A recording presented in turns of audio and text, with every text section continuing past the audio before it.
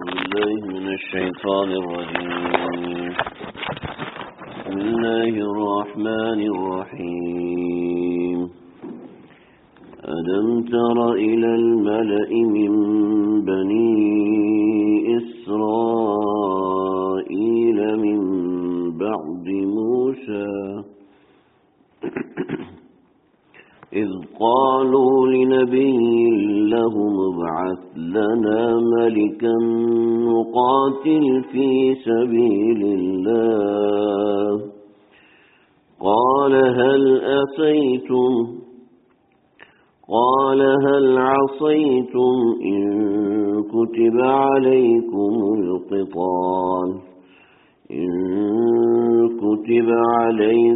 القتال ألا تقاتلوا قالوا وما لنا ألا نقاتل في سبيل الله وقد أخرجنا من ديارنا وأبنائنا فلما كتب عليهم القتال تولوا إلا قليلا منهم والله عليم بالظالمين. صدق اللہ العظیم. قرآن مجید کے قصص کے حوالے سے ہم نے تذکرہ پڑھ لیا حضرت یوشع ابن نون علیہ السلام تک. اللہ تعالیٰ نے جو نبی بھیجے ہیں دنیا کے اندر، ہر نبی کی ایک اپنی شان ہے. ہر نبی اللہ کا پیارا ہے کہ ان کے پیارا ہونے کی تصدیق قرآن نے بھی کی ہے اور ان کے پیارا ہونے کی تصدیق آسمانی دوسری کتابوں اور صحیفوں نے بھی کی ہے. تو اللہ کے ان پیاروں کا تذکرہ کرنے کا سبب یہ ہے کہ اللہ کی رحمت ہم سب کی طرف متوجہ ہو.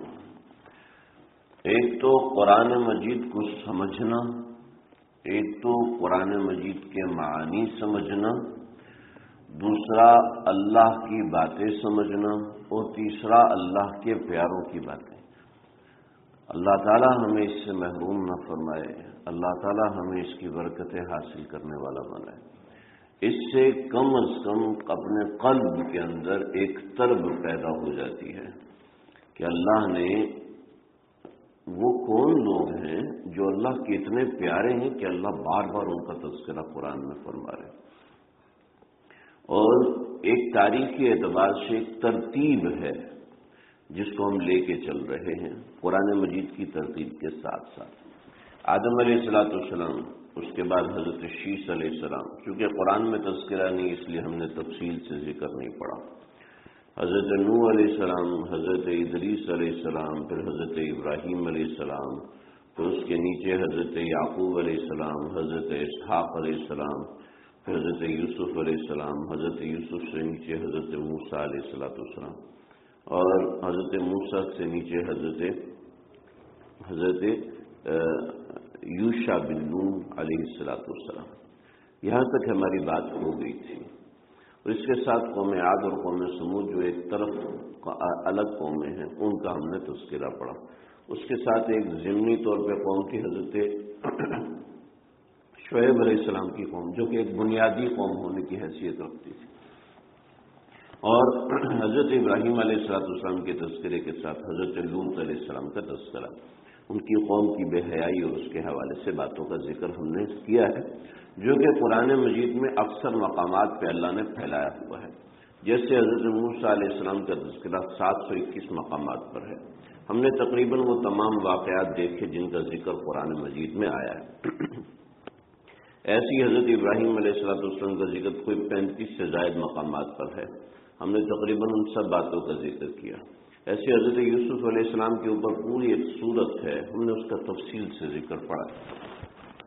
تو اس سب کا مقصد یہ ہے کہ ان پیاروں کا تذکرہ کیا جائے جن کا تذکرہ اللہ نے قرآن میں کیا ہے اور اس سے برکت حاصل کی جائے. آج جو ہمارا درس شروع ہو رہا ہے اس کے اندر چند ایک انبیاء کا ذکر ہے. حضرت موسیٰ علیہ السلام کے بعد حضرت یوشع بن نون ہوئے۔ حضرت یوشع بن نون علیہ السلام کے انتقال کے بعد کالب ابن یوحنا یہ آئے۔ کالب ابن یوحنا حضرت موسیٰ علیہ السلام کی ہمشیرہ کے شوہر تھے اور ایک طریقے سے ان کے داماد، ایک طریقے سے ان کے بہنوئی ہوئے، لیکن نبی نہیں تھے۔ اس کے بعد انہوں نے بنی اسرائیل کو سنبھالا، لیکن بنی اسرائیل کے اوپر قوم عمالقہ نے حملہ کیا، اور قوم عمالقہ نے حملہ کیا اور ان کے پاس ان کے سب سے مقدس چیز ایک تھی جسے تابوت سکینہ کہتے ہیں، اور یہ تابوت سکینہ بڑی زبردست اس کی تاریخ ہے کہ تابوت سکینہ ایک لکڑی کا صندوق تھا جس میں مختلف روایات میں مختلف چیزیں ہیں۔ چند ایک چیزیں جو سب روایات میں ہیں وہ یہ ہے کہ تورات کے نسخے اس کے اندر تھے، جو اصلی تورات اس کا نسخہ اس کے اندر تھا۔ حضرت موسیٰ علیہ السلام کو عصا اس کے اندر تھا۔ من کا ایک مرتبان جو بنی اسرائیل کے لیے آسمان سے میٹھا اترتا تھا، اس کا ایک مرتبان وہ بھی اس کے اندر تھا۔ ایسے ہی حضرت ابراہیم علیہ السلام کا کرتا مبارک اس کے اندر تھا، جو حضرت یوسف نے دیا تھا، جو حضرت ابراہیم کو اللہ نے جنت سے پہنایا تھا، اور جنت سے آنے کے بعد حضرت اسحاق کے پاس آیا، حضرت اسحاق سے حضرت یعقوب کے پاس آیا، حضرت یعقوب سے حضرت یوسف کے پاس آیا۔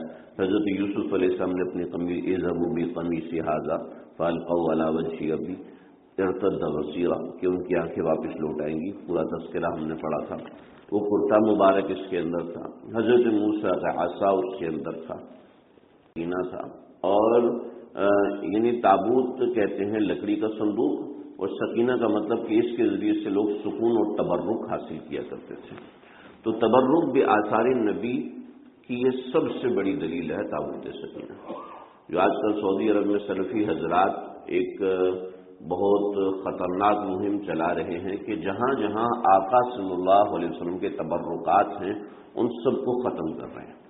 آپ جب گئے تھے آپ نے دیکھا ہوگا مسجد نبوی صلی اللہ علیہ وسلم میں جو قبلے کا الٹا رخ ہے، جہاں آپ بیت رسول صلی اللہ علیہ وسلم ہے، وہاں پر ایک محراب ہے جس میں آپ صلی اللہ علیہ وسلم تہجد پڑھا کرتے تھے۔ اس محراب کو بند کر دیے قرآن مجید کے رحل رکھ کے، حالانکہ میرے آقا صلی اللہ علیہ وسلم کی سجدہ گاہ ہے وہ، اس جگہ پر کسی اور کا سر لگے گا تو کتنی مبارک بات ہے کہ تبرک بھی آثار نبی نہیں جی وہ لوگ شرک میں مبتلا ہو جائیں گے۔ حضرت عمر نے درخت کٹوا دیا تھا، حضرت عمر نے کون سا درخت کٹوایا تھا بھائی؟ جی ایسی پروپیگنڈا مشہور ہے، حضرت عمر رضی اللہ تعالیٰ نے درخت کٹوا دیا تھا، بھائی کون سا درخت کٹوایا تھا؟ جی جس درخت کے نیچے حدیبیہ ہوا تھا وہ درخت متعین ہی نہیں تھا، وہ درخت لوگوں کو پتہ ہی نہیں تھا، تو لوگوں نے اپنی طرف سے کسی نے یہ درخت بنا لیا، کسی نے وہ، تو حضرت عمر نے سارے کٹوا دی۔ یہ کیا طریقہ ہے؟ ایک چیز متعین نہیں ہے، آپ اس کو متعین کیوں کر رہے ہیں؟ اور دوسری طرف خود حضرت عمر رضی اللہ عنہ تبرکات کو اتنا محبت فرماتے تھے، خاص طور پہ حضرت انس رضی اللہ عنہ کے گھر جاتے تھے۔ حضرت انس رضی اللہ عنہ ایک مرتبہ ان کے گھر گئے اور انہوں نے ایک تولیہ سامنے لٹکا ہوا تھا، بہت ہی میلا کچیلا، اس کو تھوڑی دیر بعد لے کے آئے، وہ چمک رہا ہے، صاف ستھرا ہے، کہنے لگے یہ تبھی دیکھا تھا میلا کچیلا تھا اور ابھی یہ صاف ستھرا ہے۔ کہنے لگے میں نے اس کو آگ میں ڈالا تھا اور آگ میں ڈال کے میں نے نکال لیا۔ پھر آگ میں ڈالنے سے جلا نہیں؟ کہ نہیں، ایک مرتبہ آقا صلی اللہ علیہ وسلم نے اس سے ہاتھ پہنچ لیے تھے تو اس کے بعد نہیں کرا۔ حضرت انس رضی اللہ عنہ کے پاس ایک پیالہ تھا جس میں آپ صلی اللہ علیہ وسلم نے پانی پیا تھا، حضرت انس نے مختلف جگہ پہ ڈکے لگا لگا کے اس پیالے کو محفوظ رکھا کہ اس کو میرے آقا کے ہاتھ لگے ہیں، اور بے شمار صحابہ کرام سے ایسی باتیں مروی ہیں کہ صحابہ کرام نے اپنے گھروں میں کپڑے رکھے ہوئے تھے کہ اس کپڑے کو اللہ کے نبی نے ہاتھ لگایا ہے، جہاں بیماری ہوتی ہے اس کو پھیر لیتے، جہاں درد ہوتی ہے اس کو پھیر لیتے، درد ختم ہو جاتا ہے۔ بخاری کی روایت ہے۔ تبرک بھی آثار نبی نہیں ہے تو اور کیا ہے؟ یعنی میں ایک اصطلاحی جملہ بول رہا ہوں، تبرک مطلب برکت حاصل کرنا، بھی آثار نبی اس چیز کے ذریعے جس میں میرے آقا کا اثر ہے۔ نہیں اس کو آقا نے ہاتھ لگایا تو یعنی اس کو ہاتھ لگایا تو یہ ہاتھ کا اثر اس کے اوپر ہے، ہم اس کو مانتے ہیں، یہ ہمارا عقیدہ ہے۔ تو جس پہ میرے آقا صلی اللہ علیہ وسلم کا اثر ہے اس سے تبرک حاصل کرنا۔ چنانچہ جب گنبد خضرا کو گرانے کی بات ہوئی تھی تو یہی دلیل آئی تھی کہ اس میں آقا صلی اللہ علیہ وسلم کا اثر ہے کہ یہ گھر کو گھیرے ہوئے ہے، ایک زمانے سے گھیرے ہوئے۔ تو تبرک بھی آسانی نبی، صحابہ کے نام کپڑے رکھا کرتے تھے۔ آپ کو سب کو یاد ہوگا آقا صلی اللہ علیہ وسلم کو دیکھنے کے لیے آئے تھے صلح حدیبیہ کے موقع پر سہل بن عمر رضی اللہ عنہ، بعد میں مسلمان ہوئے۔ انہوں نے آ کے کیا بتایا کہ میں نے محمد صلی اللہ علیہ وسلم کے اصحاب جیسے لوگ نہیں دیکھے کہ آپ تھوکتے ہیں صحابہ ہاتھ پہ لیتے ہیں۔ کیوں لیتے ہیں آپ؟ حدیث میں آیا، قرآن میں آیا تھا ان کا تھوک نیچے نہیں کرنے کا۔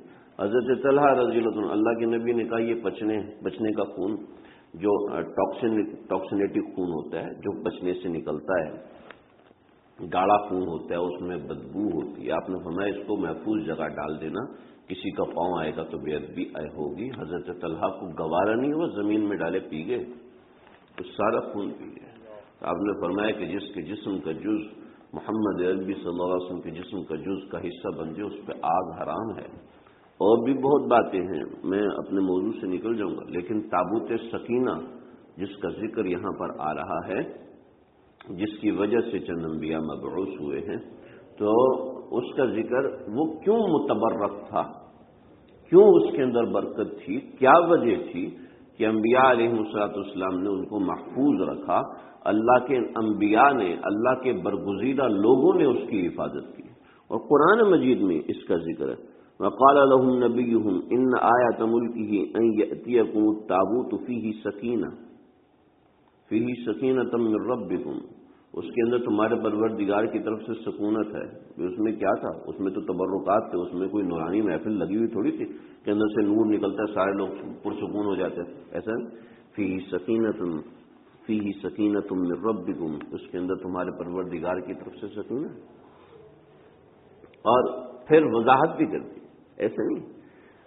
وَبَقِيَّةٌ مِّمَّا تَرَكَ آلُ مُوسَىٰ وَآلُ ہارون، اور بقایا جات ہیں ان چیزوں کے جو حضرت موسیٰ کی آل اور حضرت ہارون نے چھوڑے تھے، یعنی تبرکات ہیں۔ تو اللہ کے نبی کے تبرکات، اللہ کے نبی کے پیاروں کے تبرکات یہ اہم ہوتے ہیں جی۔ یہ اس کو بدعت سے تعبیر کرنا بالکل درست نہیں ہے۔ تو بہرحال ان کے پاس ایک تابوت سکینہ تھا۔ عمالقہ نے بنی اسرائیل پر حملہ کیا، اور بنی اسرائیل پر حملہ کرنے کے بعد انہوں نے ان کا یہ تابوت اٹھا لیا، اور یہ لوگ اپنا تابوت اپنے درمیان میں رکھتے تھے۔ اس کے لیے ایک دستہ متعین تھا جو اس تابوت کی حفاظت کرتا تھا، اور اس دستے کو لشکر کے آگے رکھتے تھے تو کبھی کوئی لشکر ان پہ کامیاب نہیں ہو پاتا تھا، اتنا متبرک یہ تابوت تھا۔ حضرت طالب ابن یوحنا کے بعد مختلف روایات ہیں۔ ایک روایت کے مطابق حضرت حزقیل علیہ السلام تشریف لائے، اور حضرت حزقیل علیہ السلام نے ایک لشکر تعمیر فرمایا، لوگوں کو تبلیغ کی، واعظ کیا، اور ایک لشکر تعمیر کیا، اور اعلان کیا میرے ساتھ وہ لوگ چلیں جن کی منگنی نہیں ہوئی، ٹھیک ہے، وہ لوگ چلے جو کہ کوارے ہیں، ٹھیک، اور نہ ان کی منگنی خطبہ ہو چکا ہے، نمبر 1۔ نمبر 2، وہ لوگ نہ، یعنی جن کا خطبہ ہوا وہ بھی نہ چلے میرے ساتھ، یعنی وہ لوگ چلے جو مکمل یکسو ہیں، وہ لوگ جن کے کھیت کے اندر پھل پکا ہوا ہے اور کٹنے کے لیے تیار ہے وہ بھی میرے ساتھ نہ چلے۔ یعنی اتنی ریلیکسیشن دی اور اتنا پرسکون کرنے کے بعد لوگوں کو اپنے ساتھ ملایا اور ایک لشکر تیار کیا، اور بتایا کہ ہم نے تابوت سکینہ کو واپس حاصل کرنا ہے۔ تو ان کے لشکر میں سے کچھ لوگوں نے کہا یہ کیا طریقہ ہے، اتنا بڑا جہاد اور صرف ایک چھوٹی سی چیز کے لیے، نہ بھائی ہم نہیں جاتے۔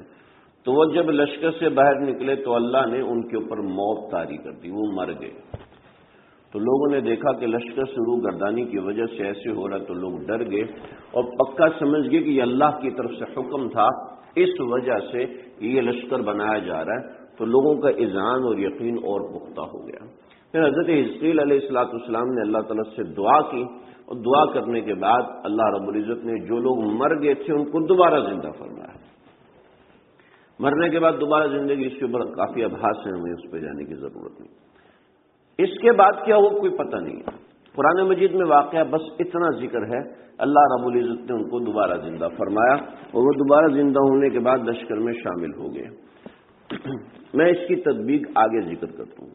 اس کے بعد اس قوم کو حضرت الیاس علیہ السلام نے سنبھالا، جو کہ حضرت ہارون علیہ السلام کی نسل میں سے تھے، اور حضرت الیاس علیہ السلام کے بعد ان کی قوم کو حضرت یسع علیہ السلام انہوں نے سنبھالا، جو کہ اسی حضرت ہارون علیہ السلام ہی کی نسل میں سے تھے۔ اور اس کے بعد قوم جب بربادی کی طرف آئی تو اس کو حضرت شمویل علیہ السلام نے سنبھالا۔ اب یہ جو شمویل ہے، بعض روایت کے مطابق یہ شمویل اصل میں حضرت حزقیل ہی ہے، اصل میں حضرت حزقیل ہی ہے۔ لشکر یہاں پہ جمع کیا گیا تھا، وہاں پہ جمع نہیں کیا گیا تھا، وہاں قوم کو ہدایت دی تھی وغیرہ وغیرہ۔ تو یہ دونوں روایتوں کی ایک تطبیق ہے جو میں نے ذکر کی ہے۔ ہو سکتا ہے حضرت شمویل الگ ہوں، حضرت حزقیل الگ ہوں۔ بعض کہتے ہیں کہ حضرت حزقیل نام تھا اور شمویل ان کا لقب تھا، اس لیے کہ شمویل کے لیے مختلف لغات ہیں۔ بعض جگہوں پہ کہتے ہیں اشمویل، اور بعض جگہ پہ کہتے ہیں شمویل نہیں کہتے، ٹھیک ہے نا۔ اب سمجھئے تھوڑا سا، ہمارے ہاں عبد الرحمن، عبد الجبار، عبد القادر، عبد الباسط یہ نام ہوتے ہیں نا، ہے نا۔ اس میں ذرا سمجھے، باسط کا کیا مطلب ہے؟ اللہ، اور عبد کا مطلب کیا ہے؟ بندہ۔ تو مطلب باسط کا بندہ یعنی اللہ کا بندہ، ٹھیک ہے۔ میں لفظ باسط کے ترجمے پہ نہیں جا رہا، مطلب پہ جا رہا ہوں۔ عبد الباری، باری کا کیا مطلب ہے؟ اللہ، اور عبد کا مطلب ہے بندہ یعنی اللہ کا بندہ، ٹھیک۔ ایسے ہی اب عبد الباسط، عبد الخالق، عبد الرافع، عبد الرحیم، عبد الرحمن، عبد اللہ، ٹھیک ہے نا۔ یہ ہے عربی زبان۔ عبرانی زبان میں اس کا الٹ کر لیں کیا ہے؟ حزق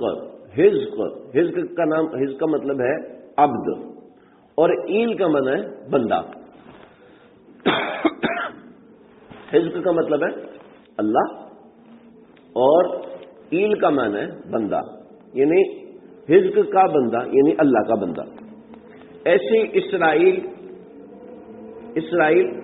اسرا کہتے ہیں بندہ، اور ایل کہتے ہیں اللہ کو، ایل اللہ کو اور اسرا کہتے ہیں بندے کو۔ تو اسرائیل مطلب اللہ کا بندہ۔ ایسی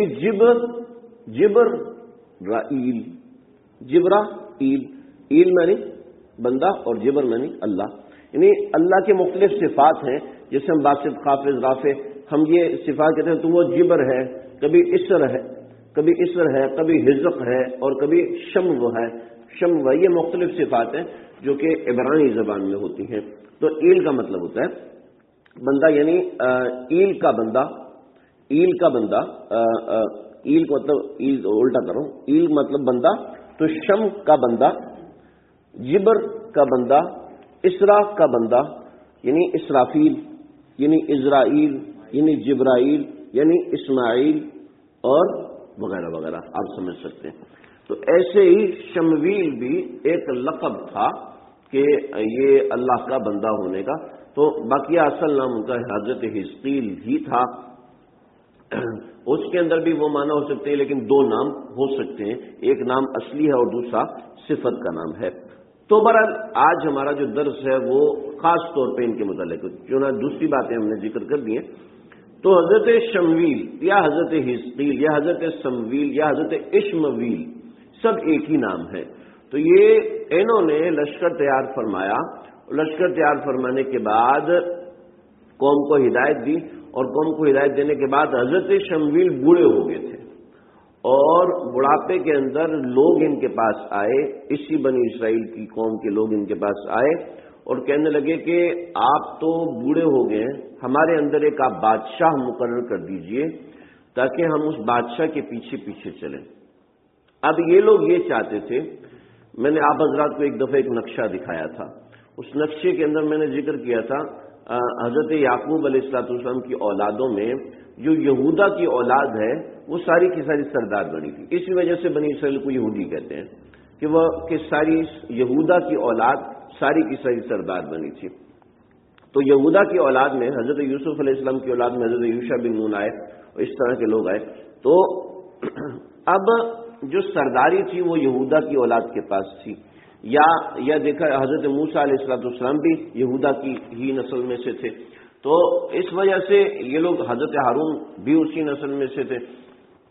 تو اب مسئلہ یہ ہے کہ حضرت یوسف علیہ السلام کی اولاد میں جو چیزیں تھیں وہ سب یہودا کے نیچے تھیں، سب یہودا کی اولادوں کے ماتحت، یعنی حضرت موسیٰ کے ماتحت تھے حضرت یوشع بن نون، وہ حضرت یوسف علیہ السلام کی نسل میں سے تھے، لیکن اصل تو حضرت موسیٰ تھے نا، اصل حضرت موسیٰ اور حضرت ہارون تھے۔ اور جیسے حضرت الیاس کا ذکر کیا ایسے ہی حضرت یسع علیہ السلام کا ذکر کیا، وہ بھی حضرت ہارون کی اولاد میں سے تھے۔ تو یہ جو ساری نسلیں تھیں یہ یہودا کی اولاد کو ہی بڑا مانتے تھے۔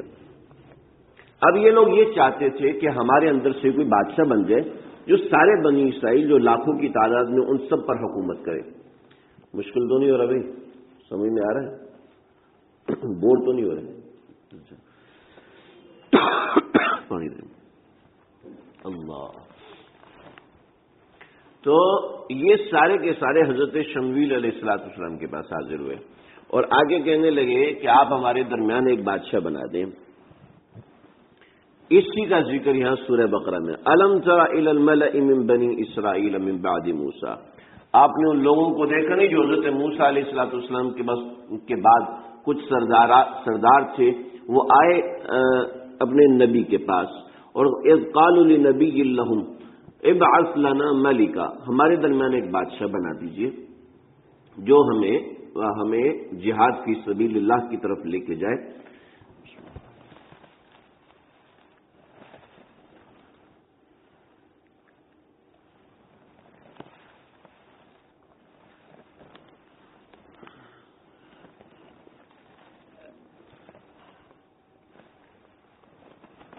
تو حضرت شمویل علیہ السلام نے فرمایا میں مقرر تو کر دوں گا، لیکن اگر وہ تمہیں جہاد کی تعلیم کرے اور تم جہاد نہ کرو تو پھر تم پکڑے جاؤ گے۔ کہنے لگے جی ایسے کیسے ہو سکتا ہے؟ وما لنا الا نقاتل فی سبیل اللہ، ہمیں کیا ہوا، ہم قتال کیوں نہیں کریں، ہم کریں گے۔ وقد اخرجنا من دیارنا وابنائنا، ہمیں اور ہمارے بچوں کو ہمارے گھروں سے نکال دیا۔ فلما كتب عليهم القتال تولوا الا قليلا منهم، تو حضرت شمویل علیہ السلام نے فرمایا ٹھیک ہے میں تمہارے درمیان طاؤل جس کو طالوت کہتے ہیں، تو میں تمہارے درمیان طالوت کو بادشاہ بنا رہا ہوں۔ طالوت تھے بنیامین کی نسل میں سے تھے، یہ آئے تھے کہ ہم جو 10-15 لوگ ہیں ہم میں سے کسی کو بادشاہ بنا دیں، تو ہم اس پہ متفق ہیں۔ تو فرمایا کہ ٹھیک ہے میں بناتا ہوں، اور بنایا طالوت کو۔ جب طالوت کو بادشاہ بنا دیا تو وقال لهم نبيهم ان الله قد بعث لكم طالوت ملکا، تمہارے درمیان طالوت کو بادشاہ بنا دیا ہے۔ قرآن مجید اتنی خوبصورت کتاب ہے کہ صرف قصہ نہیں سناتی بلکہ ہر چیز میں سبق دیتی ہے۔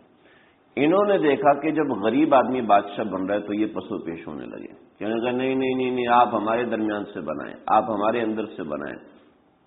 تو اللہ رب العزت نے بادشاہ کی کچھ صفات ذکر فرمائی، قالوا نحن احق بالملک منہ، ہم اس سے زیادہ حقدار ہیں بادشاہ بننے کے۔ ولم یؤت سعۃ من المال، اور یہ تو غریب آدمی کو بادشاہ بنانا نہیں چاہیے۔ نمبر 1 تو جو کوئی سردار اور لیڈر ہو اس کو بادشاہ بنانا چاہیے۔ نمبر 2 اس کے پاس مال و دولت ہو اس کو بادشاہ بنانا چاہیے، ورنہ کسی دوسرے کو بادشاہ نہیں۔ تو اللہ نے اس کے مقابلے میں 2 باتیں ذکر کری۔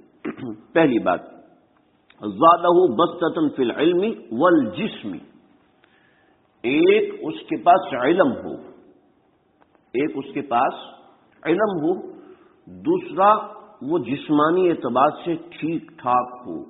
اس لیے عورت بادشاہ نہیں بن سکتی کہ عورت جسمانی اعتبار سے اس میں اللہ نے نقص رکھا ہے، اللہ نے اس میں جسمانی اعتبار سے نقص رکھا ہے۔ پاکی اور ناپاکی کے اعتبار سے میں اشارہ کر رہا ہوں، ایسی اولاد ہو رہی ہے تب بھی اس کے اندر نقص ہے ایک تو ایک اللہ نے بسطۃ فی العلم والجسم، دو چیزیں ہونی چاہیے، ایک اس کے بعد بادشاہت کا علم ہونا چاہیے اور دوسرا جو وہ جسمانی اعتبار سے مضبوط ہونا چاہیے، ایسا شخص بادشاہ بنے۔ واللہ یؤتی ملکہ من یشاء، اس کے بعد اللہ اگر سارے لوگ اس میں برابر ہیں تو اس کے بعد اللہ جس کو چاہے بنائے۔ اور یہ جو بقیہ لوگ تھے یہ اگر تو جسمانی طور پہ مضبوط تھے تو یہ جاہل تھے، اور اگر یہ جسمانی طور علمی طور پہ مضبوط تھے تو جسمانی طور پہ کمزور تھے، تو ان کے اندر یہ دونوں صفات نہیں پائی جا رہی تھیں۔ اب سمجھ لیں کہ جو عام طور پر ایسے لوگ ہوتے ہیں جو صاحبزادگان ہوتے ہیں، جو بزرگوں کی اولادیں ہوتی ہیں، عام طور پر یہ دیکھا وہ محنت نہیں کرتے، وہ محنتیں نہیں کرتے، اپنی پڑھائی میں کوشش نہیں کرتے، بس ان کو بیٹھے بیٹھائے برکات مل جاتی ہیں تو بیٹھے بیٹھائے ان برکات ان کو جناب سمیٹنے کی کوشش کرتے ہیں اور سمجھتے ہیں کسی مجاہدے کی ضرورت نہیں ہے۔ تو یہ تو سرداروں کی اولاد تھے، چنانچہ انہوں نے علم حاصل کرنے کے پیچھے زور دیا نہیں، جبکہ طالوت نے علم حاصل کرنے کے پیچھے زور دیا، اس کو لشکر مقرر کرنے کا علم تھا، اس کو حالات کے بارے میں علم تھا۔ ہمارا ملک ترقی کیوں نہیں کر رہا؟ اس لیے کہ ہمارے پاس پڑھے لکھے لوگ ہی نہیں۔ جو پڑھے لکھے لوگ ہوتے ہیں وہ باہر ملکوں میں چلے جاتے ہیں، جو پڑھے لکھے لوگ ہوتے ہیں وہ یا تو ماتحت بن کے کام کرتے ہیں یا پھر پیسے کمانے کے چکر میں لگے رہتے ہیں، پڑھے لکھے لوگ اوپر آتے نہیں ہیں۔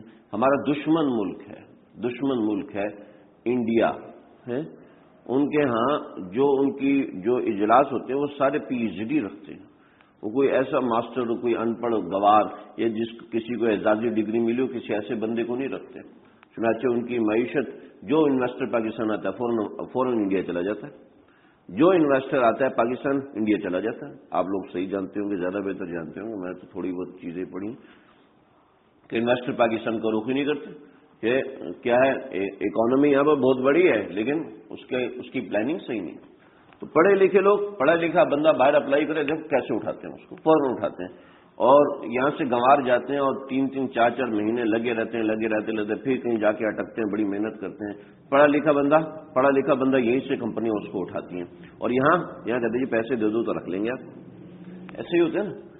تو پڑھا لکھا علم ہونا، اور علم میں یہ میں واضح کروں، اس سے علم دین مراد نہیں ہے جی، اس سے دونوں علم مراد ہے۔ اقرأ بسم ربک الذی سے صرف علم دین مراد نہیں ہے، علم دنیاوی بھی مراد ہے۔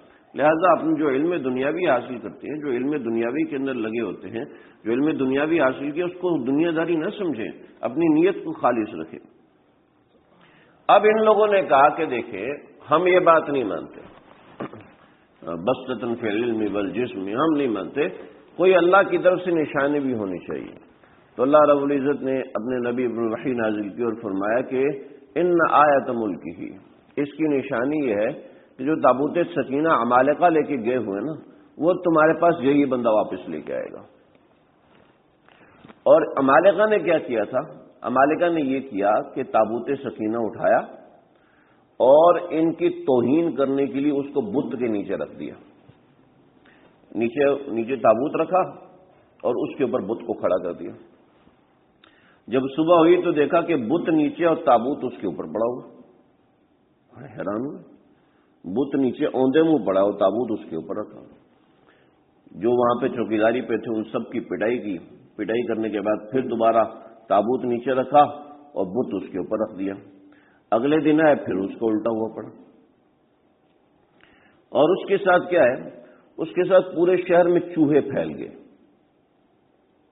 شہر میں ہر جگہ چوہے پھیل گئے اور چوہوں کی وجہ سے مختلف بیماریاں پھیلنا شروع ہو گئی۔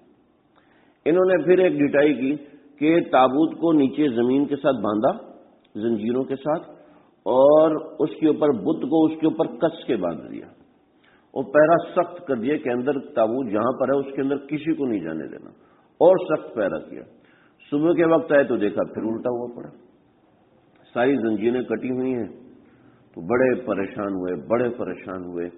پھر انہوں نے اپنے مجوسیوں کے پاس جو ان کے بڑے تھے ان کے پاس گئے اور ان سے پوچھا کہ کیا معاملہ ہے. انہوں نے کہا یہ جو تم نے تابوت لے کر آیا یہ اس کی وجہ سے تم بیماریاں ہو رہی ہیں تو تم سارے کے سارے مر رہے ہو, چوہوں کی وبا آ رہی ہے, وہ فصلیں کھاتے جا رہے ہیں, تمہارا معاشی نظام کمزور کر رہے ہیں, خدا واسطے اس کو نکالو. چنانچہ روایتوں میں آتا ہے کہ انہوں نے 7 سونے کے چوہے بنائے. مجھے اس کی سمجھ میں نہیں آئی, نہ مجھے موقع ملا اپنے اساتذہ سے کچھ 7 چوہے. مجھے اتنا سمجھ میں آیا کہ تابوت کے نیچے انہوں نے 7 قسم کے ٹائر لگائے ہوں گے جو کہ سونے کے چوہے لگائے. ہو سکتا ہے اس کو ٹائر ہو تو عربی زبان میں اس کے لیے چوہے کا لفظ استعمال کیا. وہ ٹائر لگائے اور اس کے آگے 2 گائے باندھی, بعض روایت میں 2 بیل باندھے, ان کو چھوڑ دیا. اللہ نے قرآن میں فرمایا کہ ان آیات ملک ہی ان یاتیکم التابوت فیہ سکینہ, کہ اس کی نشانیوں میں سے ہے کہ فرشتے تابوت کو لے کر آئیں گے. چنانچہ اس کی تطبیق ایسے ہے کہ فرشتوں نے ان دونوں گایوں کو موڑ دیا بیت المقدس کی طرف, اور بیت المقدس میں یہ طالوت کے گھر کے دروازے کے سامنے آ کے بیلوں نے ٹھک ٹھک ٹھک دروازے کو مارنا شروع کر دی. اب رات کا وقت ہے, ڈر لگا کوئی مسافر ہو سکتا ہے, کوئی چور ڈاکو ہو سکتا ہے. دروازہ کھولا تو دیکھا سامنے تابوت کھڑا ہوا. تابوت کو اتارا, صبح قوم کو بلایا, دیکھو میرے گھر میں اللہ نے تابوت بھیجا ہے. تو اس سے ان کو سمجھ میں آ گئی کہ یہ واقعتاً اللہ کی طرف سے ہمارا بادشاہ مقرر ہے. طالوت بہت نیک انسان تھے لیکن نبی نہیں تھے. آگے ہم انشاءاللہ جو اگلے درس میں حضرت داؤد علیہ السلام کا ذکر پڑھیں گے تو اس میں کچھ بہتان حضرت طالوت علیہ السلام کے حوالے سے ذکر ہے. انشاءاللہ میں اس کا جواب وہاں پہ دوں گا. چنانچہ یہ لوگ نکلے, انہوں نے جس جگہ پر رکھا ہوا تھا دجون کا یا دجون کا ایک ان کی عبادت گاہ تھی, بت خانہ تھا, وہاں پر رکھا ہوا تھا. چنانچہ انہوں نے تابوت سکینہ ساتھ لیا اور اس طرف جانے کے لیے چلنا شروع ہوئے. رستے میں دریائے اردن آتا ہے. اگر آپ لوگ اس کی طلب رکھتے ہیں اور سمجھنا چاہتے ہیں تو آپ گوگل میپ پہ جائیں, آپ ڈیڈ سی کو دیکھیں جو کہ بحیرہ قلزم سے مل رہا ہے. ڈیڈ سی ایک باریک سی نہر کے ذریعے سے بحیرہ قلزم سے مل رہا ہے, سمجھ رہے ہیں, جو بحر میت ہے اس کے درمیان ایک چھوٹی سی نہر ہے. اس نہر کو دریائے اردن کہتے ہیں.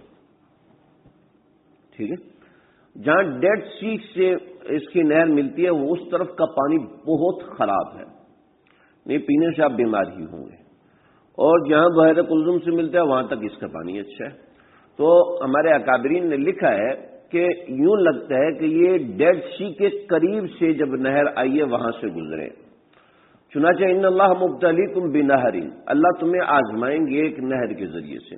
اور حفظ الرحمان سیاروی صاحب رحمۃ اللہ علیہ انہوں نے لکھا ہے کہ اللہ رب العزت نے حضرت طالوت کو عجیب دماغ دیا تھا. ایسا دماغ دیا تھا کہ ہمارے پاس ہیں لاکھوں کی تعداد میں فوج, اور یہ لاکھوں کی تعداد میں جو فوج ہے یہ سارے وہ ہیں جو کہ متنفر ہیں. ہو سکتے ہیں جنگ میں تھوڑے سے تیر چلے تو یہ سارے بھاگے, جب سب بھاگتے دیکھیں گے تو ہماری فوج کے قدم اکھڑ جائیں گے, تو بڑے پریشان. تو انہوں نے کہا کہ اپنی قوم میں خالص لوگوں کی چھانٹی کی جائے. تو چھانٹی اس طریقے سے کی کہ بھئی اس نہر کے اندر سے کوئی پانی نہیں پیے گا. تو یہ ہو سکتا ہے ایک ظاہری تدبیر ہو, لیکن اللہ کا حکم جو سمجھ میں آ رہا ہے, جس کو اللہ نے قرآن مجید میں ذکر فرمایا, ان اللہ مبتلیکم بنہر, کہ اللہ تمہیں نہر کے ذریعے سے آزما رہا ہے, تو یقیناً اللہ کا حکم ہوگا جو الہامی طاقت کے ذریعے حضرت طالوت علیہ السلام کے اوپر آیا. تو حضرت طالوت علیہ السلام نے فوج کو حکم دیا کہ دیکھو بھائی کوئی اس میں سے پانی نہیں پیے گا. پیاس شدید لگی ہو, حلق میں کانٹے لگے ہوں, اور اس وقت پانی کی نہر میں سے گزرنے اور پانی نہیں پیے, کیسا مشکل کام. تو اور پھر اس کے اوپر مزید ظلم یہ الا من اغترف غرفۃ بیدی, کہ اگر کسی نے پینا تو صرف ایک چلو پیے, اس سے زیادہ نہ پیے. آپ مجھے بتائیں, شدید پیاس لگی ہے, یہ ایک چلو نہیں ہے, یہ ایک چلو سے زیادہ ہے. آدھا چلو آپ کو پانی دیا جائے تو اس سے پیاس بڑھے گی گھٹے گی؟ بڑھے گی، اضافہ ہوگا، پیاس میں اضافہ ہوگا۔ تو ایک گھونٹ پانی پینے کی اجازت دی۔ چنانچہ 80,000 کا لشکر ہے اور اس میں سے صرف 313 لوگ بچے جنہوں نے پانی نہیں پیا۔ صحیح ہے، صرف 313 لوگ بچے، اور بقیہ وہیں پہ ڈھیر ہو گئے جنہوں نے پانی پیا تھا۔ اور ایک طبی نسخہ بھی ہے۔ میرے برادر کبیر وہ ایک مرتبہ جماعت میں گئے، کہنے لگے کہ ہمیں 10 دن تک پانی نہیں ملا، 10 دن تک پانی نہیں ملا۔ 10 دن کے بعد ہمیں دور سے کاریز نظر آیا۔ کاریز ہوتا ہے جیسے آپ کا یہ پورا کمرہ ہے نا، تو ایسے زیر زمین ایک نہر کھودی ہوتی ہے جو زمین کے اندر ہوتی ہے، یعنی یہاں سے اتنی سی جگہ کھلی ہوگی، آدمی اندر سے پانی جا کے بھر سکتا ہے، یعنی اندر اتر کے آپ پانی بھر کے نکل آئیں، یعنی آدمی کا جھک کے اندر چلا جائے تو زمین کے اندر وہ پانی ہے، تو اس طرح پتہ چل جاتا ہے۔ تو وہ پوری ایک نہر ہے جو پانی کے اندر زمین کے اندر چلی، اس سے پانی خشک نہیں ہوتا، کیونکہ پانی زمین نیچے سے ٹھنڈی ہے، جب نیچے سے ٹھنڈی ہے تو وہ زمین جو ہے وہ پانی کو سوکھنے نہیں دیتی۔ تو بلوچستان میں عام طور پہ کاریزیں ہیں۔ لگے کہ ہمارے ساتھیوں نے 10 دن کے بعد پانی دیکھا، کہتے کئی لوگوں نے چھلانگ لگا دی پانی کے اندر۔ امیر صاحب نے کہا خبردار کسی نے پانی نہیں پینا، خبردار کوئی پانی نہیں پیے گا۔ سب کو باہر نکالا، سب باہر نکلے اور سب کو آدھا آدھا گلاس پانی پلایا۔ پتہ کیسے؟ اس کے اندر نا وہ جو گندم کا پھوک ہوتا ہے نا وہ ڈال دیا، تنکے ڈال دیے، تھوڑا تھوڑا کر کے پئیں تاکہ وہ تنکے اندر نہ جائیں۔ پانی میں تنکے ڈالیں گے آپ کیسے پئیں گے؟ پھونک پھونک کے پئیں، تھوڑا تھوڑا کر کے پئیں۔ پھر آدھا گھنٹہ گزرا، آدھا گھنٹہ گزرا، اب چھلانگے لگو، جتنا پینا پیو۔ کہنے کیوں؟ کہ میں ہوں ڈاکٹر، جب آپ کو اتنے زمانے تک پانی نہیں ملا تو آپ کا جو معدہ ہے نا جگر وہ چپکا ہوا ہے، اس کے اندر اگر زیادہ پانی جائے گا تو یہ فوراً پھٹ جائے گا اور آپ زندہ نہیں بچیں گے۔ چنانچہ یہ ایک طبی بات ہے، ہو سکتا ہے یہ بات بھی ہو۔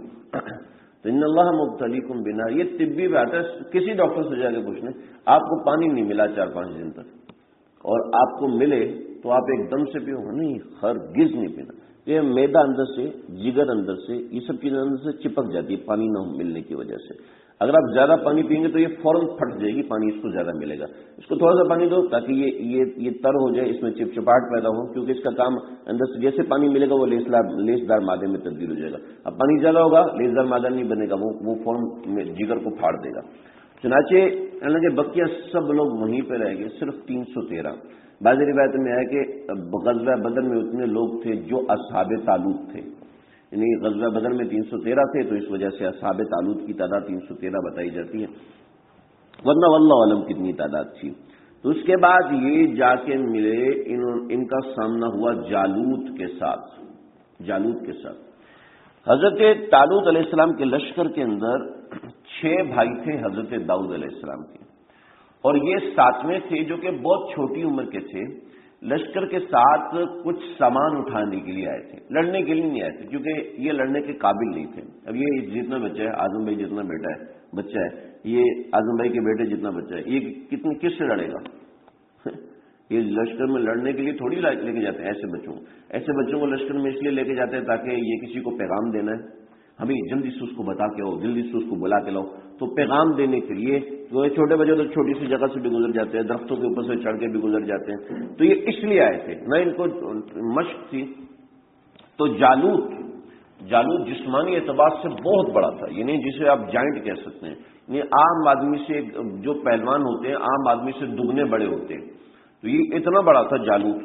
تو اس نے ان کو مقابلے کے لیے للکارا، تو حضرت داؤد علیہ السلام نے دیکھا کہ یہ تو کوئی بھی نہیں آ رہا، سارے پریشان ہیں، تو حضرت داؤد علیہ السلام آگے بڑھے اور آگے بڑھ کے کہنے لگے میں مقابلہ کروں، ذرا جاؤ کسی کو بھیجو، ایک کاکا میرے سامنے بھیج دیے۔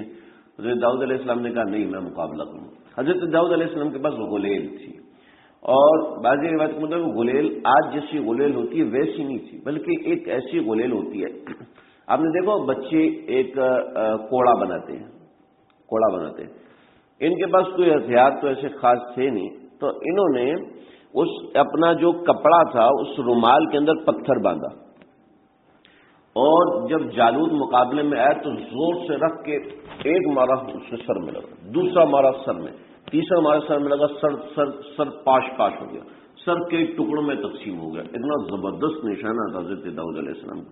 لوگوں نے روکا تھا حضرت داؤد علیہ السلام کو، طالوت نے بھی روکا تھا، لیکن حضرت داؤد نے بڑی زبردست ریزن دی۔ کہ کیا ریزن دی؟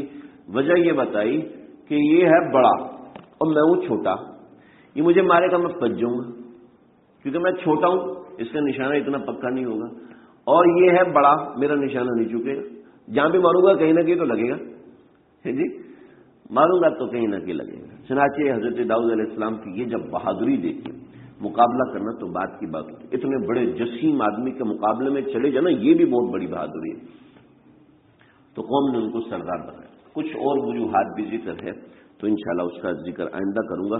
تو یوں حضرت شمویل علیہ السلام کا تذکرہ یہاں پر مکمل ہوا۔ حضرت شمویل علیہ السلام نے حضرت طالوت کو بادشاہ بنایا۔ طالوت پیغمبر نہیں تھے، اللہ کے نیک آدمی تھے، اور پھر اس کے بعد حضرت داؤد علیہ السلام بادشاہ بنے۔ انشاءاللہ اگلی مرتبہ حضرت داؤد اور حضرت سلیمان علیہ السلام، اور اس کے بعد حضرت زکریا اور حضرت یحییٰ اور حضرت عیسیٰ علیہ السلام کا ذکر انشاءاللہ ہمارے 2-3 درس میں انشاءاللہ یہ ہوگا۔ اس کے بعد ہم ایک اور ترتیب شروع کریں گے۔ اللہ تعالی ہمارے اس بیٹھنے کو، جمع ہونے کو، اس درس قرآن کو اپنی بارگاہ میں شرف قبولیت عطا فرمائے۔ آپ حضرات جو اتنی محنت سے وقت نکال کے آتے ہیں، آپ لوگوں کے لیے بھی میں الحمدللہ پورا ہفتہ دعا کرتا ہوں، اور کہ اللہ تعالیٰ آپ لوگوں کو بیٹھنے کی توفیق دے رہے ہیں، اور اللہ تعالیٰ آپ لوگوں کے سننے کو، آپ لوگوں کے آنے کی برکت کو اللہ تعالیٰ قبول فرمائے۔ میرے حق میں، آپ سب کے حق میں، بسم اللہ الرحمن الرحیم، الحمدللہ رب العالمین، والصلاة والسلام على أشرف الأنبياء وأكرم الأنبياء والمرسلين، اللهم ربنا تقبل منا إنك أنت السميع العليم وتب علينا إنك أنت التواب الرحيم،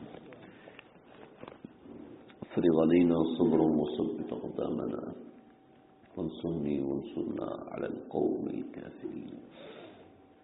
اللہ جی جو کہا ہے سنا ہے، کہنے والا بھی محتاج ہے، سننے والے بھی محتاج ہیں۔ اللہ اپنے ان پیاروں کے تذکرے کو اپنی بارگاہ عالی میں قبول فرمائیے، شرف قبولیت سے نوازیے۔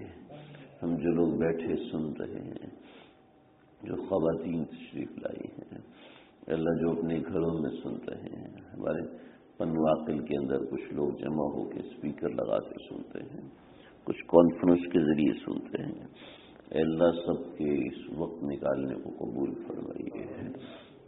اپنے پیاروں کے ذکر کی طفیل ہمیں بھی اپنا پیارا بنا دیجیے، اپنے پیاروں کے ذکر کی طفیل ہمیں بھی اپنی دوستی، اپنی فداکاری، اپنی یاری کی دولت نصیب فرمائیے۔ اگرچہ ہم اس قابل نہیں ہیں، اگرچہ ہم بالکل اس قابل نہیں ہیں، لیکن آپ کی ذات بہت بڑی ہے، آپ سے امید لگا کے بیٹھے ہیں۔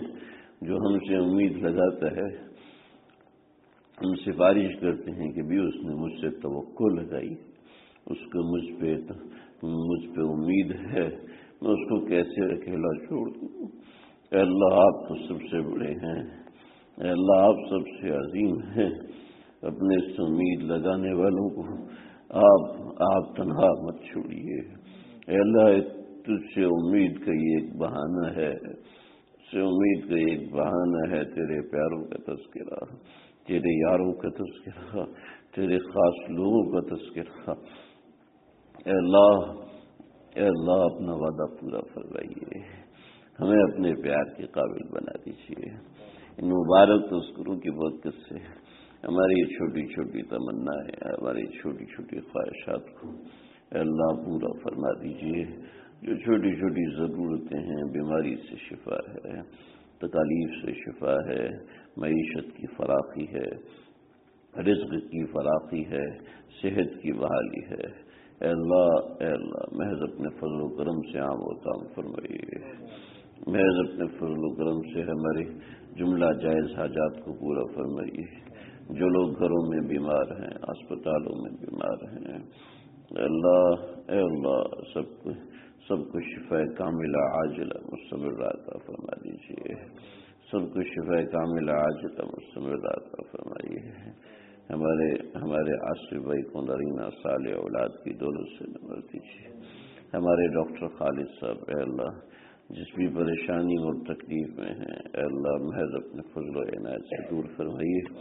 کہ شیرہ کی بیٹیا کا انتقال ہوا ہے، اے اللہ والدین کو صبر جمیل عطا فرمائیے، اے اللہ اس کا نعم البدل عطا فرما دیجیے، محض اپنے فضل و کرم سے نعم البدل عطا فرمائیے۔ اے اللہ ہمارے نعمان کے بیٹے عبداللہ کو، حسن کو، ان کے والدین کو، ان کے گھر والوں کو صحت کلی، صحت کاملہ عاجلہ مستمرہ عطا فرمائیے۔ مسلمان جہاں کہیں پریشان ہیں، جہاں کہیں پریشان، اب اپنے فرشتے بھیج کے نصرت فرما دیجیے، اپنے فرشتے بھیج کے نصرت فرمائیے۔ جیسے آپ نے تابوت سکینہ کو فرشتوں کے ذریعے سے منگوایا ہے، ایسے اب اپنی مدد کو فرشتوں کے ذریعے سے اتار دیجیے، اپنی مدد کو فرشتوں کے ذریعے سے پہنچا دیجیے۔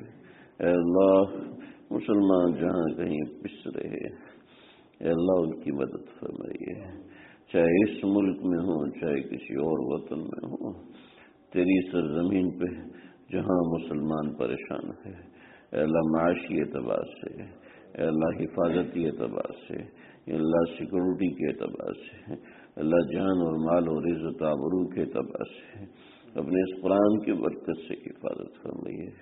ہم جانتے ہیں ہمارے گناہوں کا وبال ہے، ہم جانتے ہیں یہ سارے طوفان ہمارے گناہوں کا وبال ہیں، یہ ساری مصیبتیں ہمارے گناہوں کا وبال ہے۔ ہم تجھ سے ساری قوم کی طرف سے، اپنی طرف سے، سب انسانوں کی طرف سے معافی مانگتے ہیں۔ اے اللہ ہمارے اوپر اپنے رحمت نازل فرمائیے، اللہ والے سچے اور پکے دین کو پر چلنے والے حکمران کو فرمائیے۔ اللهم ربنا تقبل منا إنك أنت السميع العليم وتب علينا إنك أنت التواب الرحيم، وصلى الله تعالى على خير خلقه محمد وآله وسلم.